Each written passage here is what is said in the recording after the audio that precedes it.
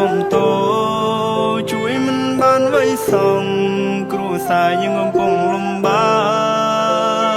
កវ័យកូននេះក៏ច្រើនដែរហើយមិនឃើញសោកក៏ត្រើយពេលនេះកូនកំពុងខំប្រឹងបិទភ្នែកសួរខ្លួនឯងថាឯណាទៅខ្ញុំត្រូវដើរសុទ្ធតែជ្រុះនេះក៏គ្មានកម្មយន្តដើរមួយណាសសិទ្ធត្រូវហើយមួយណាជាខ្លើពេលខ្ញុំដើរផ្លូវខុសគេបែកជាសរសើរគេមិនចង់ឃើញខ្ញុំប្រសើរមើលមុខមើលមាត់ណាស់មិនរាប់គេជាខ្លើពេលខ្លះក៏រាប់ខុសដូចជាពាក្យចាស់លោកបានប្រដៅស្គាល់មុខតែមិនអាចស្គាល់ចិនបាម៉ាំងអើយកូនសុំតោជួយមិនបានໄວសងគ្រួសារយើងកំពុងលំបាកវ័យកូននេះក៏ច្រើនដែរហើយមិនឃើញសោកក៏ត្រើយពេលនេះកូនកំពុងខំប្រឹងលើកដៃសំពះខ្ញុំចាក់ចេញពីផ្ទះទាំងធាមមិនទាន់រះលះអារៈអ្នកតាទីងទ្រូងអ៊ូលស្ទះទូមិនសមនៅក្រុងក៏ខ្ញុំនៅតែជំនះមិនប្រណាំងនឹងគេតែប៉ុណ្ណានឹងកាពះគុនតែចង់ឈ្នះអាហាបីពេលក៏អរគុណព្រះគុណសង្ឃឹមថ្ងៃមួយបុណ្យលឺជីវិតភ្លឺចាំដូចថ្ងៃរះជីវិតខ្ញុំខុសពីជីវិតគេ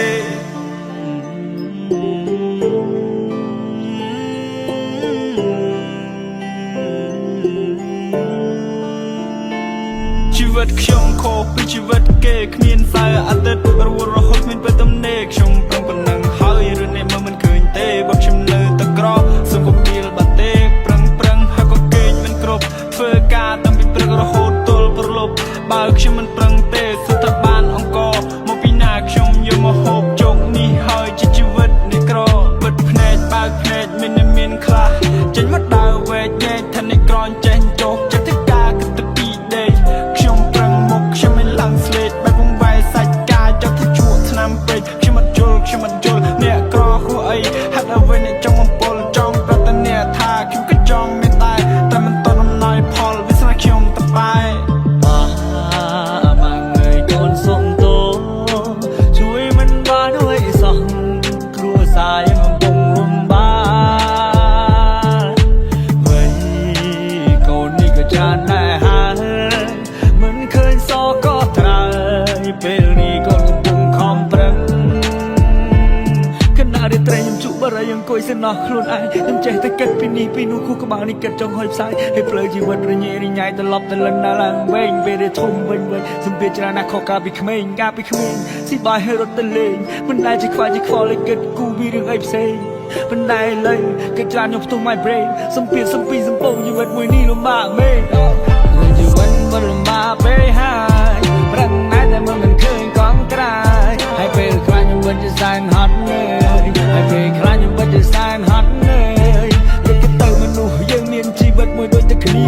តែជីវិតខ្ញុំវាដូចជារស់សែនវេទនាគេអ្នកមានជារស់ស្រួលជីវិតភាពជាធូរធារតែខ្ញុំវិញក្រធ្វើចំណាក់មកនៅស្រុកគេសែនពញាជីវិតលំបាកលំបិនត្រឡប់ទៅឡើងមកវិញ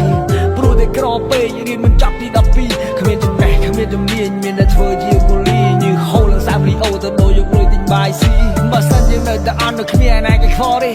ទាំងមកមិនសូវប្រៃវិសាដូចជាទៅទិនលេ